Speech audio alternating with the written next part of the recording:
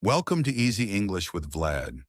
Today we travel more than 2,000 years into the past, to a land of marble temples, deep philosophy, and the first spark of freedom. This is the story of ancient Greece, the birthplace of democracy, a place where ordinary citizens began to ask a simple but world-changing question: who should rule, one man or all of us? Greece was a land of mountains, islands, and sea. Every morning the Aegean sparkled like glass. Olive trees covered the hills, and small villages stood along the coast. The Greeks believed their gods lived on Mount Olympus, high above the clouds. Zeus ruled the sky, Athena guarded wisdom, Poseidon controlled the sea. They built temples and told stories of heroes like Hercules and Odysseus. But these myths weren't only entertainment, they were lessons about courage, honor, and the search for truth. Athens was more than a city, it was a symbol of freedom and curiosity. Citizens gathered in the agora, a public square, to trade, talk, and share ideas. Philosophers questioned the nature of life. Poets sang of heroes. Sculptors carved gods into stone. Yet Athens was also divided. Only free men born in the city could vote or speak in the assembly. Women, slaves, and foreigners had no voice. Still, this was a revolution, a new system where the people themselves would debate laws and decide their future. The word democratia was born. Demos means people, and kratos means power. For the first time, power began to rise from the crowd, not from a throne. In 508 BCE, a leader named Cleisthenes changed everything. He divided Athens into 10 tribes, not by family or wealth, but by geography. This gave ordinary citizens equal voice. Every man could now stand in the ecclesia, the people's assembly, to vote on war, taxes, or new laws. Decisions were made by debate and show of hands. To guide justice, Athens created a council of 500 chosen by lottery, proving that anyone, rich or poor, could help rule. It was not perfect, but it was revolutionary. For the first time, people ruled themselves. Freedom always faces danger. In 490 BCE, Persian armies, vast and unstoppable, crossed the sea to crush Athens and the Greek world. On the plains of Marathon, a small Greek force, farmers, craftsmen, and soldiers, stood together. Against impossible odds, they won. A messenger ran 26 miles back to Athens to bring the news of victory, shouting, "We have won," before collapsing. This legend gave birth to the modern marathon race. 10 years later, Persia returned with even greater force. At Thermopylae, Spartan warriors fought to the last breath. At Salamis, Athenian ships trapped and destroyed the Persian fleet.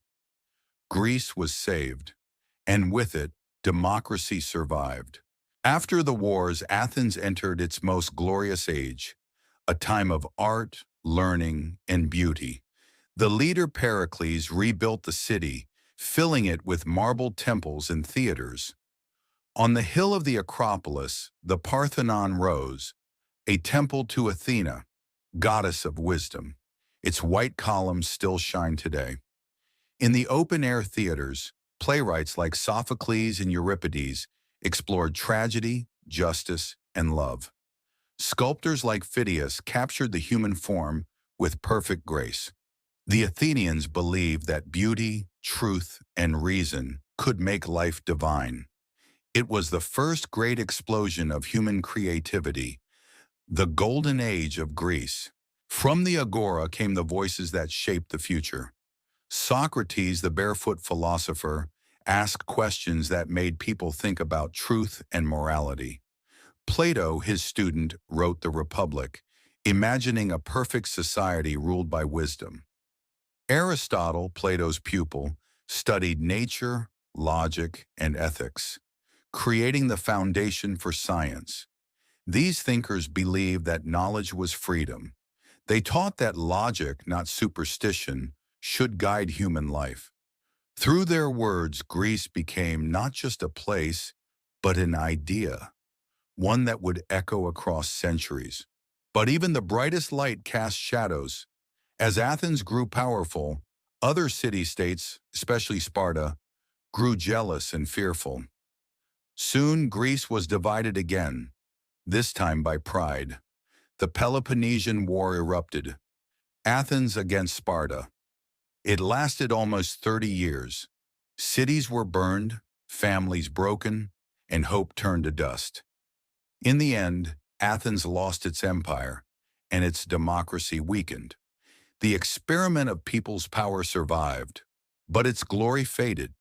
The lesson was clear. Even freedom must be protected from ambition and division. While Athens struggled, a new power rose in the north. Macedon, led by King Philip II and his son Alexander the Great. Alexander dreamed not of destroying Greece, but of spreading its culture. When he conquered Egypt, Persia, and lands all the way to India, he carried with him the language, art, and philosophy of Greece.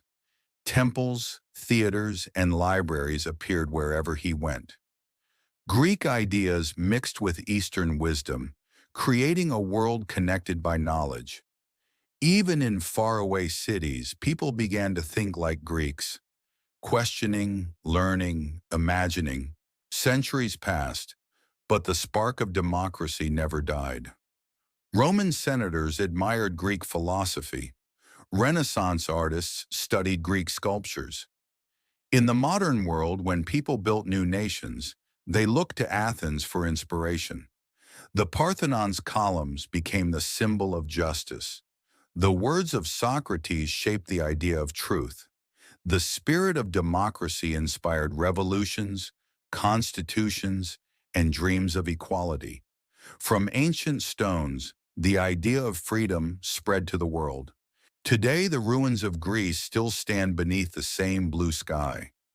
Travelers walk through the agora, hearing echoes of voices that once debated freedom and justice.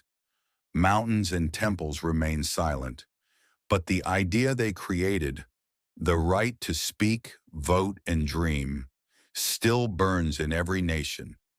Ancient Greece may have fallen, but its soul became immortal. The flame of democracy, born in the sunlight of Athens, continues to light the world.